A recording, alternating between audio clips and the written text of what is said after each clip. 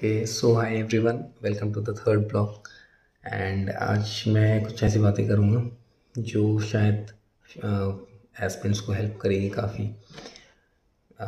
जो मैंने अपनी जर्नी में किया था एंड मेरा एक्सपीरियंस क्या था एंड फाइनली ये डेस्टिनेशन पाने के बाद कैसा फील हो रहा है। सो पहले मैं ये बता देता हूँ डेस्टिनेशन पाने के बाद क्या फील होता है।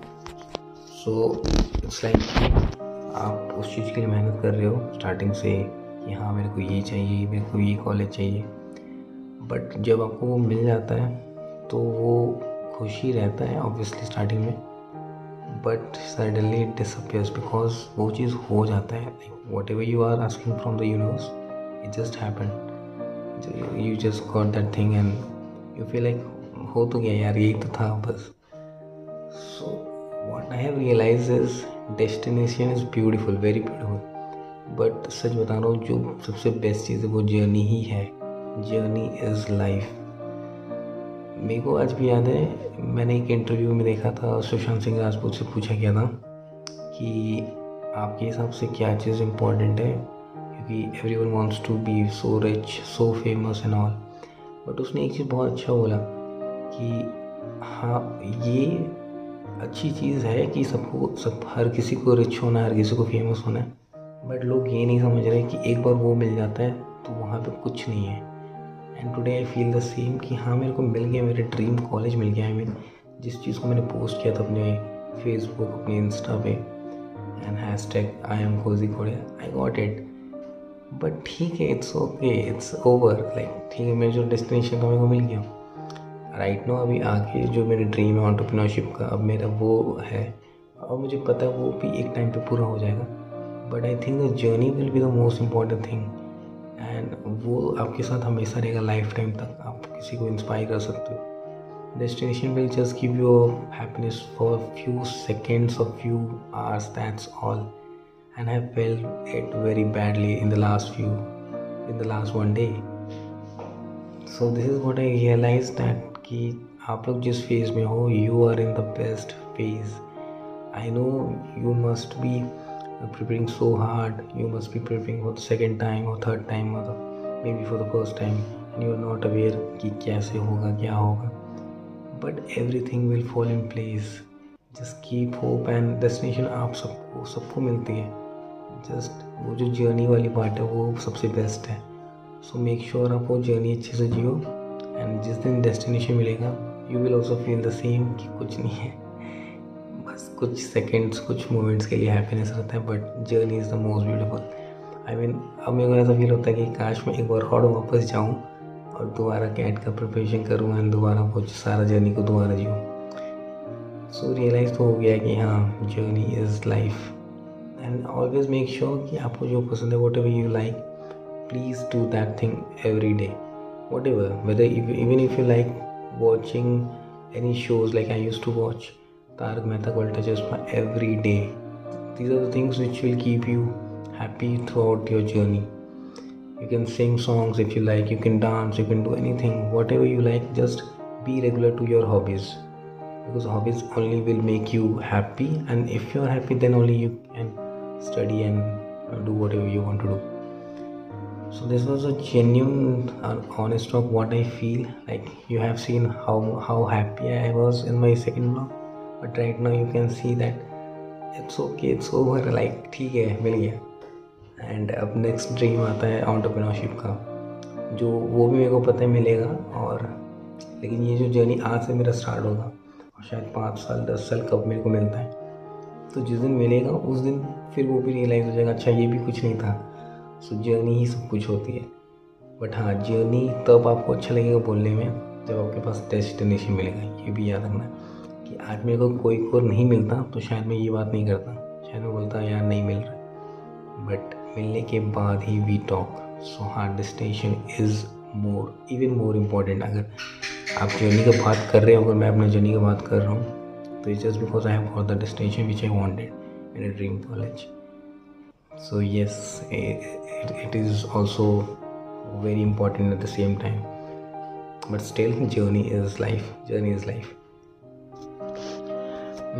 Okay, so also one more thing I would like to say that if you like the thing I have said in my first blog I guess, कि अगर आप किसी चीज़ को पूरे दिल से चाहते हो तो आपको वो मिलता है।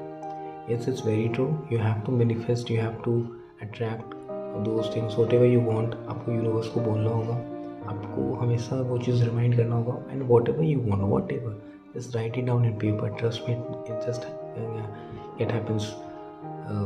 You never know. Like when I was preparing for my CAT, I just made a chart which I will stick in the video.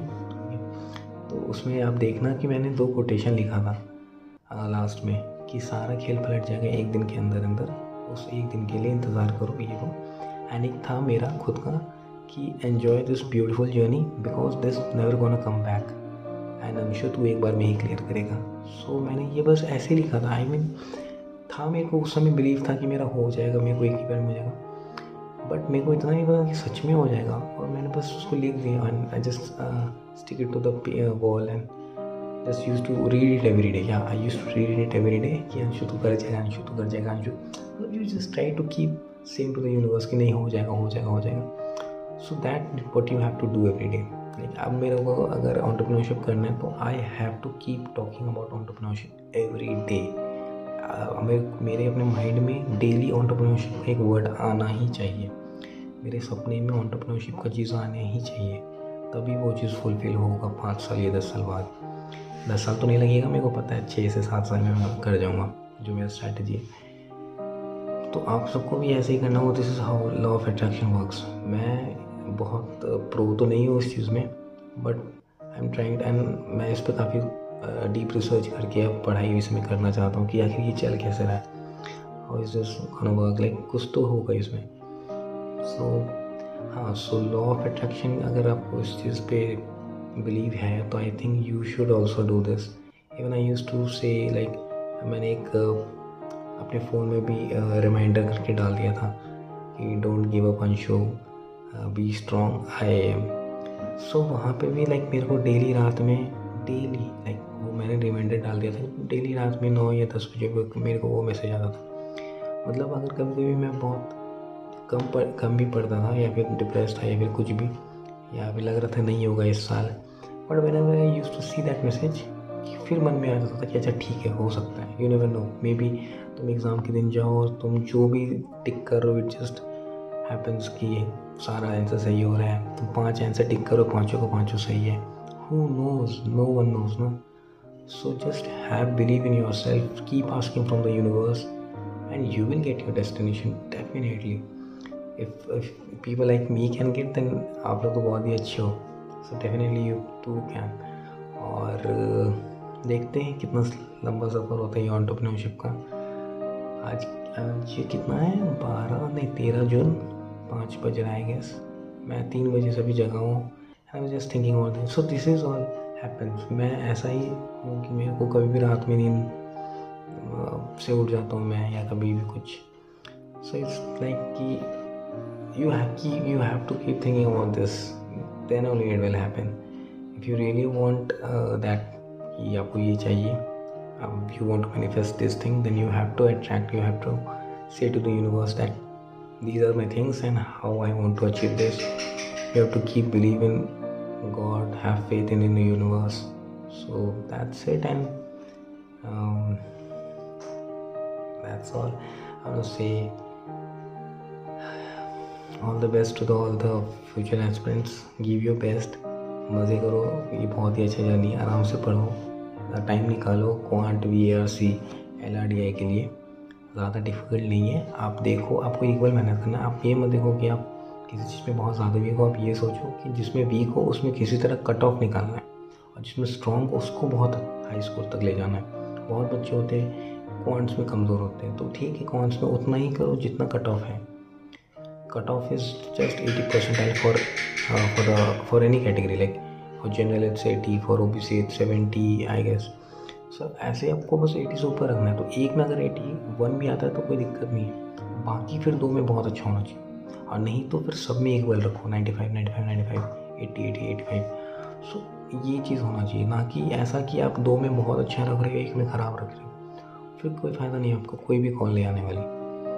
सो ये चीज़ भी आपको पता होना चाहिए कि आपको स्ट्रैटेजी लगाना है, आपको यहाँ पे समझना है कि इंस्टीट्यूट क्या चाहते हैं। इंस्टीट्यूट चाहते हैं कि आपको तीनों चीज़ इक्वल आता है। वो आपका डीप नॉलेज नहीं चेक करी, वो आपको चेक कर रही है कि आपका ओवरऑल पर्सनैलिटी क्या है, आप प्रेशर सिचुएशन में कैसे हैंडल करते हो, आप इंटरव्यू में बात कैसे करते हो। आपको जब एक क्वेश्चन देता है, मेरे से बहुत ही रैंडम क्वेश्चन आया था एंटरप्रेन्योरशिप के ऊपर, जो मैं प्रिपेयर नहीं था, बट वहाँ पे मैंने टैकल किया, क्योंकि मैं उसके ऊपर किए जा रहा हूँ, सोचे जा रहा हूँ, तो वो टैकल होगा ही होगा।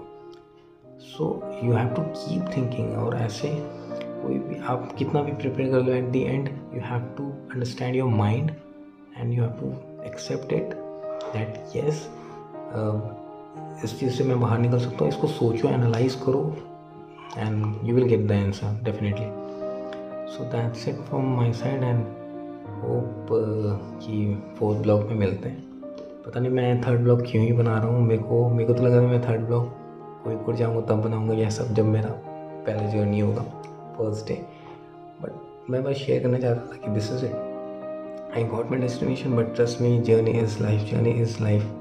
एंड अब मेरे को समझ में आ गया कि 5 साल 10 साल में जब भी मेरे को मिलता है, नहीं 10 साल नहीं, 6 या 7 साल में मिलेगा, 6 या 7 साल में जब भी मेरे को एंटरप्रेन्योरशिप का वो मिलता है, वो तो मिल जाएगा, बट वो जो 6 साल का जर्नी होगा वो मैं ज़िंदगी भर याद रखूँगा और उसी को मैं सबको बोलूँगा, जो भी है। That's all, thank you and hope you all are doing good, all the best, don't give up, life is great, जाओ फोरो और keep shining, you have to achieve your dream, just take life है, जो करना करो। That's all, bye, take care and all the best, keep shining.